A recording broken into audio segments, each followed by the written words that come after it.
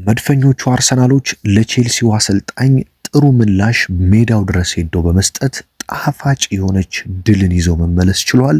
አሁንም አርሰናል የኮርና ንጉስ መሆኑን ያስመሰከረበት ጨዋታ ቪክተር ዮኬሬሽ አውሬ ሆኖ ያመሸበት፣ እንደዚሁም ዙቢሜንዲ እንደዚሁም ደግሞ ዊሊያም ሳሊባ ምን አይነት ተጫዋች እንደሆነ ያስመለከተበት ሲሆን የጨዋታው ኮከብ ተመርጧል። አርቴታም ከጨዋታው በኋላ ስለ ዋንጫውና ስለ ቪክተር ዮኬሬሽ በርካታ ሀሳቦችን አንስተዋል። መድፈኞቹ ዘንድሮ እንግዲህ ለአራት ዋንጫ የሚያደርጉት ጉዞ በደንብ እየተሳካ እየተቃና ቀን በቀን እያማረና እያበበ እየመጣ ይመስላል። ምክንያቱም አሁን አርሰናል በሁሉም በኩል ለዋንጫ እንደሚፎካከር ለዓለም እያሳየ ነው። በተለይም የትላንትናው ድል ለቼልሲው አሰልጣኝ ትልቅ ትምህርት ነው። ምክንያቱም የቼልሲው አሰልጣኝ ከጨዋታው በፊት ከአርሰናል ጋር ቀለል ያለ ጨዋታ ነው ያለብን ሲል እንግዲህ መድፈኞቹን አጣጥሎ እንደነበረ ታስታውሳላችሁ። አርቴታ ግን ሙያ በልብ ነው፣ ሜዳ ላይ ነው የምንነጋገረው እንጂ በጋዜጠኞች ፊት አይደለም በሚል ዝም ብለው አንገታቸውን ደፍተው ገብተው አሳይተውት ወጥተዋል። በነገራችን ላይ አርቴታ የአርሰናል አሰልጣኝ ከሆነ ጀምሮ በስታንፎርድ ብሪጅ ስቴዲየም አንድም ሽንፈት አስተናግዶ አያውቅም። አርቴታ ለዚህ ነው ለትልልቅ ቡድኖች አለቃ፣ እንደዚሁም የለንደን ትልቁ ቡድን አርሰናል ነው የሚለውን በደንብ ለቼልሲና ለቶትናም እያሳየ የሚገኝ አሰልጣኝ ነው የሚባለው። በትላንትናው ጨዋታ ግን ቪክተር ዮኬሬሽ ምን አይነት አስደናቂ ምሽትን ነው ያሳለፈው። በነገራችን ላይ ቪክተር ዮኬሬሽ የጨዋታው ኮከብ ተብሎ ተመርጧል። ለእኔ 100% የጨዋታው ኮከብ መባል ይገባዋል። ከዚህ ከጨዋታው በፊት በሰራውላችሁ ዘገባ ብዙዎች ቪክተር ዮኬሬሽን እየተቹት ነው፣ ግቦችን እያስቆጠረ ስላልሆነ እየተቹት ይገኛሉ። ነገር ግን እመኑኝ ቪክተር ዮኬሬሽ ለአርሰናል ዘንድሮ ዋንጫ ማሳካትና አሁን ላለበት ደረጃ እየተወጣ ያለው ሚና ከፍተኛ ነው ሲል የተናገርኩት እንግዲህ ለዚህ ነው። ምክንያቱም ቪክተር ዮኬሬሽ ሜዳ ላይ ሲኖርና ሳይኖር የአርሰናል የፊት ለፊት መስመር ተጫዋቾች እንደፈለጉ፣ የመሃል ሜዳ ተጫዋቾች ጭምር እንደፈለጉ የሚንቀሳቀሱ ቪክተር ዮኬሬሽ ሜዳ ላይ ሲኖር ነው። እዚሁ ስታንፎርድ ብሪጅ ስቴዲየም ላይ በፕሪሚየር ሊጉ ከጥቂት ሳምንታት በፊት አርሰናል ነጥብ ጥሎ ነበር፣ ያውም ቼልሲ በጎዶሎ ተጫዋች። ነገር ግን በዛ ጨዋታ ላይ ማን አልነበረም? ቪክተር ዮኬሬሽ አልነበረም። ለዛ ነው የቼልሲ ተከላካዮች እንደልባቸው ወደፊት ተጠግተው፣ ምክንያቱም የሚያስጨንቃቸው አጥቂ ስላልነበረ የአርሰናልን የመሃል ሜዳ አልፈው ወደፊት እየሄዱ ሲያጠቁ አርሰናልን ሲያስጨንቁ የነበረው። መድፈኞቹም በዚህ ሜዳ ነጥብ ለመጣል የተገደዱት ቪክተር ዮኬሬሽ ሜዳ ላይ ባለመኖሩ ነው። ትላንት ግን ከተመለከታችሁ ቪክተር ዮኬሬሽ ሜዳ ላይ በመኖሩ ብቻ ተከላካዮች ምን ያህል ይረበሹ እንደነበረም፣ ግብ ጠባቂው ሳንቼስ ጭምር ምን ያህል ይጨነቅ እንደነበረ ተመልክታችኋል። እንደዚሁም ዙቢሜንዲ፣ ራይስ፣ ኦዲጋርድ የመሳሰሉ ሳካ ጨምሮ ትሮሳርድ እንደውም ትላንትና በጉዳት ምክንያት ጥሩ ፊትነስ ላይ ስላልነበረ ነው እንጂ እነ ራይስ እና ዙቢሜንዲ እንደፈለጉ የቼልሲን የመሃል ሜዳ ሲጨፍሩበት ወደፊት ሲሄዱ ያመሹት በቪክተር ዮኬሬሽ ሜዳ ላይ መኖር ነው። ቪክተር ዮኬሬሽ ከግቧም ባሻገር ለማርቲን ዙቢሜንዲ በተለይ ሶስተኛዋ ግብ ስትቆጠር አሲስት ያደረገበት መንገድ እጅግ በጣም አስደናቂና ግሩም ኳስ ናት።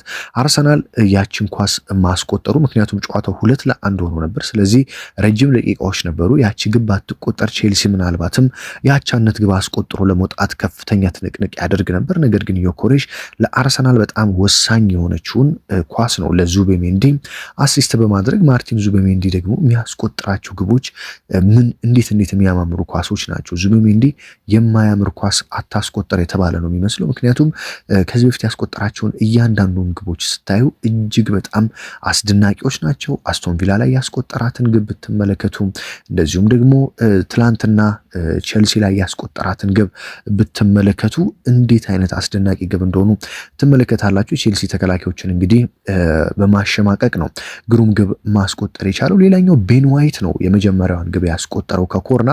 አርሰናል እንግዲህ አሁንም የኮርና ንጉስ መሆኑን፣ ኮርና ለአርሰናል ልክ እንደ ፍጹም ቅጣት ምት ወይም ልክ እንደ ፔናልቲ ማለት እንደሆነ ትላንትናም ታይቷል። በነገራችን ላይ ከጨዋታው በፊት የቼልሲ አሰልጣኝ ድጋሚ ምን ብለው ነበር? የቆመ ቡድን የሴት ፒስ ኤፍሲ ይሉታል አርሰናልን፣ ከቆመ ኳስ ጎል የሚያስቆጥር። እኔ ግን እንደዛ ብዬ አልጠራቸውም ሲል ነበረ። ታዲያ በትላንትናው ጨዋታ ግን የቼልሲ አሰልጣኝ በሴት ፒስም አርሰናሎች ግብ እንደሚያስቆጥሩ፣ በክፍት ኳስም ግብ እንደሚያስቆጥሩ በደንብ እያሳዩበትና ትምህርት የሰጡበት ነው። እንግዲህ አርሰናል ዘንድሮ በጣም በርካታ 24 ግቦችን ከኮርና ማስቆጠር ችሏል ከቆሙ ኳሶች። ይህም እንግዲህ በጣም ከነ ቶተናም ሁለተኛ ላይ ያለው ቶተናም ነው በ17 ቁጥር። አርሰናል በረጅም ርቀት እየመራ ይገኛል ማለት ነው። ለዚህ ነው አሰልጣኝ ሚኬል አርቴታ ቪክተር ዮኬሬሽ ግብ ማስቆጠሩ እጅግ በጣም ተደስቻለሁ ሲሉ እየተናገሩት። እሱ ሁልጊዜ ልምምድ ሜዳ ላይ ሳይታክት እየደከመ የሚሰራው ለዚህ ነው እና ታዲያ ዛሬ ግብ በማስቆጠሩ ተደስቻለሁ። ይህ ግብ የራስ መተማመኑን ከፍ እንደሚያደርግለትና በቀጣይም ለአርሰናል ግቦችን እንደሚያስቆጥር ለዋንጫ ጉዟችን ወሳኝ ተጫዋች እንደሚሆን እርግጠኛ ነኝ ሲሉ አሰልጣኝ ሚኬል አርቴታ ከጨዋታው በኋላ እየተናገሩት ማለት ነው። በትላንትናው ጨዋታ ሌላኛው እጅግ መደነቅ ያለበት ተጫዋች ማን ነው ካላችሁኝ ዊሊያም ሳሊባ ምን አይነት ምሽት ነው ያሳለፈው? ዊሊያም ሳሊባ በትላንትናው ጨዋታ እኔ ተከላካይ ነው አጥቂ ነው የሚል ጥያቄ ውስጥ እስክገባ ድረስ በጣም በግሩም ሁኔታ ምሽቱን አሳልፏል። ግብ ለማስቆጠር ራሱ ከጫፍ ደርሶ ለጥቂት እንደወጣበት ተመልክተናል። አሰልጣኝ ሚኬል አርቴታ በነገራችን ላይ በትላንትናው ጨዋታ 3-2 3-1 እየመሩ እንግዲህ በተለይ የዲክላን ራይስን እና ቪክተር ዮኬሬሽን የቀየሩበት መንገድ ትንሽ ዋጋ ሊያስከፍላቸው ይችል ነበረ። ምክንያቱም አይታችኋል ራይስ እና ዮኬሬሽ ከወጡ በኋላ ቼልሲዎች እንዴት በማጥቃት ሁለተኛውን ግብ አስቆጥረው ከዛ በኋላ ደግሞ ሌላ ግብ ለማስቆጠርና አቻ ለመሆን ሲታገሉ እንደነበረ እየተመለከተ ነው። በተለይ የዲክላን ራይስ መውጣት መሀል ሜዳውን ምን ያህል አሳስቶት እንደነበረ በደንብ እየተመለከትንበት ነው። ትናንትና ትሮሳርድና ሳሊባ እንዴት ገቡ የምትሉኝ ሰዎች እንግዲህ በርካቶች ናቸው። ነገር ግን አርቴታ ብዙ ጊዜ የሚታወቁበት ነገር ነው። ከጨዋታ በፊት በደንብ መረጃ መስጠት አይወዱም። የተቃራኒ ቡድኖች እንዲዘናጉ ይፈልጋሉ። ስለዚህ ተጎድተዋል አይገቡም ማለት ይወዳሉ። ለዚህ ነው ዊሊያም ሳሊባ እና ትሮሳርድ በተለይ ዊሊያም ሳሊባ በደንብ ረፍት አድርጎ እንደመጣ ያስታውቃል። ምንም አይነት ጉዳት እንዳልደረሰበትና በደንብ ረፍት አድርጎ እንደመጣም የትላንትናው ጨዋታ ያስታውቃል። አርቴታም አውቀው ሆን ብለው ለጭንቅላት ጨዋታ ዊሊያም ሳሊባ ላይኖር ይችላል እንዳሉ በደንብ የተመለከትንበት ጨዋታ ነው። ሊያንድሮ ትሮሳርድ በትላንትናው ጨዋታ ያን ያህል ጥሩ አልነበረም። በተለይ በፊትነስ ጉዳይ እሱ ላይ የተወሰኑ ችግሮች እንደነበሩ በደንብ ተመልክተናል። ነገር ግን ዊሊያም ሳሊባ በጣም በግሩም ሁኔታ እንግዲህ አስደናቂ ብቃቱን ማሳየት ችሏል ማለት ነው። እንግዲህ ዘንድሮ በአርሰናል እና በሲቲ መካከል ያለው የዋንጫ ፉክክር በሁሉም ረገድ የሚቀጥል ይመስላል። በፕሪሚየር ሊጉ አንደኛና ሁለተኛ ናቸው። አርሰናል በ6 ነጥብ ርቀት እየመራ ነው የሚገኘው። በሻምፒዮንስ ሊጉም ሁለቱም ወደ ቀጣይ ዞር ለማለፍ ከጫፍ የደረሱ ቡድኖች ናቸው። በኤፍኤ ካፑም ሁለቱም እንግዲህ አርሰናል 4-1 ሲቲ ደግሞ 10-1 አሸንፎ ቀጣይ ዙር አልፈዋል። በካራቦ ካፕ ትላንትና በፊት ማክሰኞ ሲቲ 2-0 ማን ነው ኒውካስትልን አሸንፎ ነበረም። አርሰናል ደግሞ ትላንትና 3-2 አሸንፏል። በእርግጥ የአንድ ግብ ልዩነት ብዙ ባይሆንም ቀጣይ ጨዋታ ግን በኤምሬት የሚደረግ በመሆኑ አርሰናል በሜዳው ደግሞ በቀላሉ ለቼልሲን ለመሰሉ ደርቢ ቡድኖች እጅ ይሰጣል ተብሎ ስለማይጠበቅ ምክንያቱም የደርቢ ጨዋታ ሲሆን ታውቃላችሁ እንዴት የኤምሬት ድባብ እንደሚያብድ ማለት ነው ከቶተናም እና ከቼልሲ ጋር በሚደረጉ ጨዋታዎች ላይ። ስለዚህ አርሰናል ከ20 ቀን በኋላ ነው የደርሶ መልሱ ጨዋታ የሚደረገው። ያንን ጨዋታ ታዲያ መድፈኞቹ ይሸነፋሉ ተብሎ አይጠበቅም። ስለዚህ ምናልባትም በካራቦ ካፕ ፍጻሜ ዘንድሮ አርሰናል ከማንቸስተር ሲቲ በዌምብሌይ ስቴዲየም ፔፕ ጋርዲዮላ ከአርቴታ የሚፋጠጡበትን ምሽት ልናይ እንደምንችል እንግዲህ ከወዲሁ መገመት ይቻላል። በጣም አጓጊ ጨዋታ እንደሚሆን ነው እኔ በግሌ የምጠብቀው። ሁለቱ ለፍጻሜ የሚደርሱ ከሆነ ሌላ ነገር ካልተፈጠረ ያው በእግር ኳስ ብዙ ነገሮች ሊፈጠሩ ይችላሉ።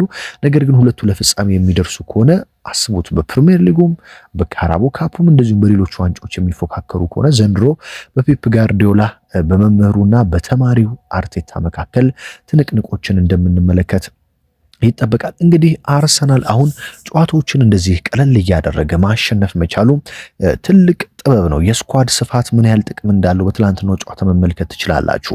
ተቀይረው የሚገቡ ተጫዋቾች ምን ያህል ጥቅም እየሰጡ እንደሚገኙ ግብ ጠባቂው ኬፓ ራሱ ሁለተኛ በረኛ ሆኖ በትላንትናው ጨዋታ እንዴት አይነት ግልጋሎት ሲሰጥ እንደነበር የሚያቀብላቸው ኳሶች፣ የሚመልሳቸው ኳሶች ምን ያህል አስደናቂ እንደነበሩ ተመልክተናል። ስለዚህ አርቴታ ይህንን ሰፊ ስኳድ ይዘው እንግዲህ ረጅም ርቀት ለመጓዝ በደንብ መታገል አለባቸው። አሁንም በተለይ ቅያሪዎቻቸውና ግብ ካስቆጠሩ በኋላ ወደ ኋላ አፈግፍገው የሚጫወቱበትን መንገድ እንደኔ ማስተካከል ያለባቸው ይመስለኛል። ምክንያቱም አይታችሁ ከሆነ አርሰናል ጨዋታውን 1-0 እስኪመራ ድረስ ትላንት በጣም በልጦ በጥሩ ሁኔታ ሲጫወት ነበር። ከዛ አንዷን ግብ ካስቆጠሩ በኋላ ደግሞ አርቴታ እንዲረጋጉና ወደኋላ እንዲመለሱ ማድረጋቸው ጥሩ ነው ብዬ አላስብም። ምክንያቱም የአንድ ጎል ልዩነት በሆነ ደቂቃ ሊፈርስ የሚችል በሆነ ደቂቃ ግብ ተቆጥሮባችሁ ውጤቱን ልታጡት የምትችሉት ስለሆነ አርቴታ አንድ ግብ ካስቆጠሩ በኋላ ጥንቃቄንና መከላከልን ከመምረጥ ይልቅ ጥንቃቄው እንዳለ ሆኖ ሌሎች ግቦችን ማከልና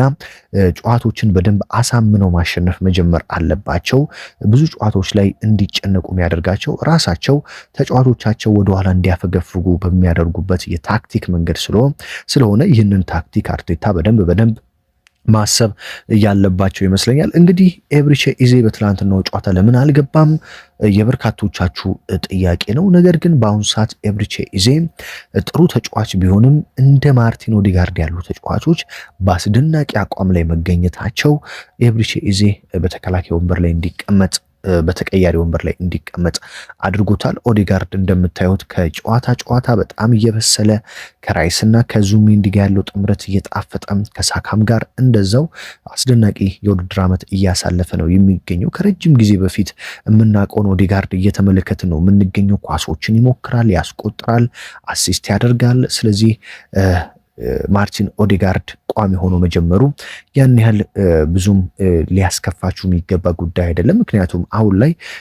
ማርቲን ኦዴጋርድ በምርጥ አቋም ላይ ስለሚገኝ ማለት ነው። ነገር ግን ተቀይሮ ለምን አይገባም የሚለው አሁንም እኔም ጥያቄ ያለኝ ነው። ምክንያቱም ተጫዋቾች በተቀያሪ ወንበር ላይ በተቀመጡ ቁጥር ጨዋታ እየጠፋባቸው አቅማቸው እየተሟጠጠ እንደዚሁም ደግሞ ከእንቅስቃሴ በራቁ ቁጥር ከሪትም እየወጡ ስለሚመጡ አርቴታ ቢያንስ ተቀይረው ገብተው ግልጋሎት መስጠት የሚችሉበትን መንገድ ቢያመቻቹ እጅግ በጣም ጥሩ ይሆናል ብዬ አስባለሁ። በተለይ እንደ ኤብሪቼ ኢዜ ያሉ በክሪስታል ፓላስ ቤት በጣም በአስደናቂ ብቃት የምናውቃቸው ተጫዋቾች ተቀምጠው ሙሉ ደቂቃ ሳይጫወቱ ከሚወጡ ተቀይረው መጨረሻም ደቂቃ ላይ በመግባት ጥቂት የሆነ አገልግሎት መስጠት ቢችሉ ከእንቅስቃሴ ያልወጡ ተጫዋቾች እንዲሆኑ ያደርጋቸዋል። ምክንያቱም ድንገት ተጫዋች ቢጎዳ፣ ኦዴጋርድ ቢጎዳ ወይም ሌላ ተጫዋች ቢጎዳ ያለው አማራጭ ኤብሪቼ ኢዜ ነው። ስለዚህ ከጨዋታ ርቆ በጉዳት ምክንያት ስታስገቡት ጠፍቶበት ሊመጣ ይችላል። ስለዚህ ከእንቅስቃሴ እንዳይርቅ ማድረግ የአሰልጣኝ ሚኬል አርቴታ ትልቅ የቤት ስራ ይሆናል ብዬ እጠብቃለሁ። በትላንትናው ጨዋታ እንግዲህ ቪክተር ዮኬሬሽ ግብ ሲያስቆጥር ምን ያህል የአርሰናል ተቀያሪ ወንበር ላይ የነበሩ ተጫዋቾች እንደዚሁም ደግሞ ጋብርኤል ማጋሌሽ እየገፋ ጨፍር እንጂ ተደሰት እያለ እንዴት ይገፋው እንደነበረ ተመልክታችኋል። ምክንያቱም ደግሞ ቪክተር ዮኬሬሽ በራስ መተማመኑ እንዲመለስ በከፍተኛ ሁኔታ ወደ ግብ ማስቆጠሩ እንዲመጣ ይፈልጋሉ የአርሰናል ተጫዋቾች እና አሰልጣኞች ጭምር። ለዚህ ነው ጋብርኤል ማጋሌሽ በትላንትናው ጨዋታ እጅግ በጣም ያደነኩትና ያደረገውን ነገር በተደጋጋሚ ሳወራ የነበረው ለዛ ነው። ጋብርኤል ማጋሌሽ ዮኬሬሽን እየገፋና በእጁ ይሄ አፉ ላይ ማስክ የሚያደርጋትን የደስታ አገላለጽ እያሳየ እሱን አድርግ ከደጋፊዎች ጋር ተደሰት እያለ እየገፋ ደስታውን እንዲገልጽ ሲመክረው የነበረው። ምክንያቱም ቪክተር ዮኬሬሽ በእንግሊዝ ሚዲያ በጣም ከፍተኛ ድብደባ በተቃራኒ ቡድን ደጋፊዎች ጭምር ከፍተኛ የሆነ ጫናና ነቀፋ ሲደርስበት እንደነበረ ተመልክተናል። እሱም ደግሞ ትላንትና ካስቆጠረ በኋላ ያን ያህል ደስታውን ለመግለጽ ፍቃደኛ አልነበረም። ነገር ግን እንደ ጋብርኤል ማጋሌሽ እና ሌሎችም ራይስን ጨምሮ ያሉ ተጫዋቾች ደስታውን እንዲገልጽ በደንብ ሲያበረታቱት ነበር። ይህም እንግዲህ የቪክተር ዮኬሬሽን በደንብ ብቃቱን በመመለስ በራስ መተማመኑን በመመለስ በቀጣይ ጨዋታዎች ላይስ ምን አይነት ድንቅ ብቃቱን ያስመለክታል የሚለው የሚጠበቅ ሲሆን ግብ እያስቆጠረ ቪክተር ዮኬሬሽ እንግዲህ አንዴ ያስቆጥርና ሁለት ግብ ያስቆጥራል በአንድ ጨዋታ ወይ ደግሞ እንደ ትላንቱ ግብ አስቆጥሮ አሲስት ያደርግና ከዛ ጥፍት የሚለው ነገር አለ። ያንን ግን በአሁኑ በደንብ አስተካክሎ በአስቆጣሪነቱ ልክ ስፖርቲንግ ሊዝበን ቤት እንደነበረው በተከታታይ በጨዋታዎች ማስቆጠር እንዲጀምር በደንብ እየረዳዋል ብዬ አስባለሁ። ስለዚህ በቀጣይ በተለይ አርሰናል ምሽት 2:30 ላይ ቅዳሜ ነው ከሜዳው ውጪ ኖቲንጋም ፎረስትን የሚገጥመው። ያን ያህል ከበድ ያለ ጨዋታ ይሆናል ተብሎ አይጠበቅም። ቀን ላይ በተለይ 9:30 ላይ ሲቲ ከሜዳው ውጪ ማንቸስተር ዩናይትድን ይገጥማል በማንቹሪያን ደርቢ በኦልድ ትራፎርድ። ታዲያ አርሰናል ይህንን ውጤት አይቶ ነው ወደ ሜዳ የሚገባው። ሲቲ ነጥብ የሚጥል ከሆነ አርሰናል የስድስቷን ነጥብ አሁንም ወደ 8 ወደ 9 ለማስፋት ወደ ሜዳ ይገባል።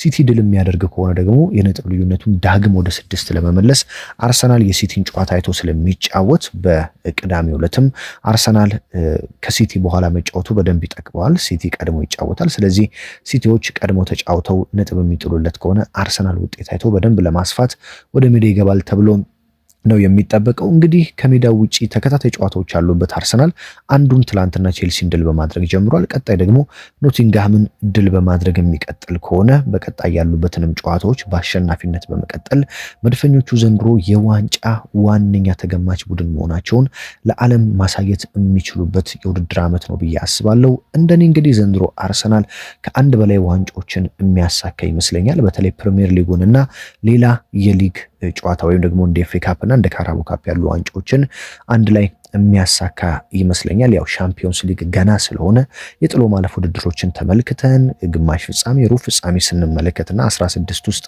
ስንመለከት ነው ስለሱ መነጋገር የምንችለው። አሁን ባለው የአጨዋወት ስታይል እና አሁን ባለው ውጤት ግን መድፈኞቹ አርሰናሎች የፕሪሚየር ሊጉን ዋንጫና የካራቦ ካፕ ዋንጫን ወይም ደግሞ የኤፍ ኤ ካፕ ዋንጫን እንደኔ የሚያሳኩበት የውድድር ዓመትና የአርሰናል ደጋፊዎች ከረጅም ዓመታት በኋላ ከዋንጫ ጋር የሚታረቁበት የውድድር ዓመት ይመስለኛል ማለት ነው። እንግዲህ በርካታ የመድፉ ደጋፊዎች ትላንትና የአርሰናልን ውጤት በፖስትኩበት ልጥፍ ላይ ደስታችሁን እየገለጻችሁልኝ ነው። ስለ ውጤቱ እንኳን ደስ አላችሁ እያልኩ በቀጣይ አርሰናል በፕሪሚየር ሊጉ ኖቲንግሃም ፎረስትን ከዛ ደግሞ በሻምፒዮንስ ሊጉም ጨዋታዎች አሉት። እንደዚሁም ደግሞ በቀጣይ ሳምንታት ከ20 ቀናት በኋላ ይህንኑ የካራቦ ካፕ የግማሽ ፍጻሜ ጨዋታ ከቼልሲ ጋር በሜዳው ኤምሬት ወደ ፍጻሜ ማለፉን በደንብ ለማረጋገጥ ይጫወታል ማለት ነው። ሁሉንም መረጃ እንግዲህ በዚህኛው በዋነኛውም ቻናሌ በሁለተኛውም ቻናሌ ወደ እናንተ በየዕለቱ እያደረስኩኝ እገኛለሁ። ቻናላችን 27000 ተከታዮችን አልፏል። ወደ 30000 እየተጠጋን ነው።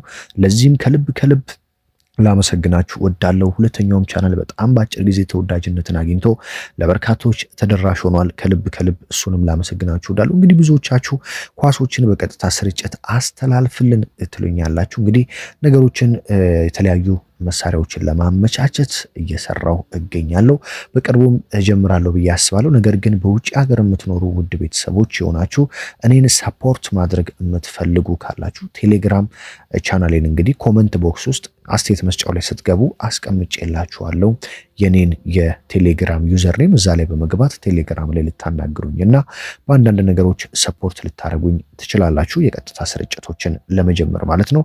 እንደዛም ስለምታደርጉና ስለምትተባበሩኝ ስለ ድጋፋችሁ ከልብ እያመሰገንኩኝ በሌላ መረጃ በሌላ ጥንክር እስከምንገናኝ በያላችሁበት ሰላም ተመኘሁላችሁ።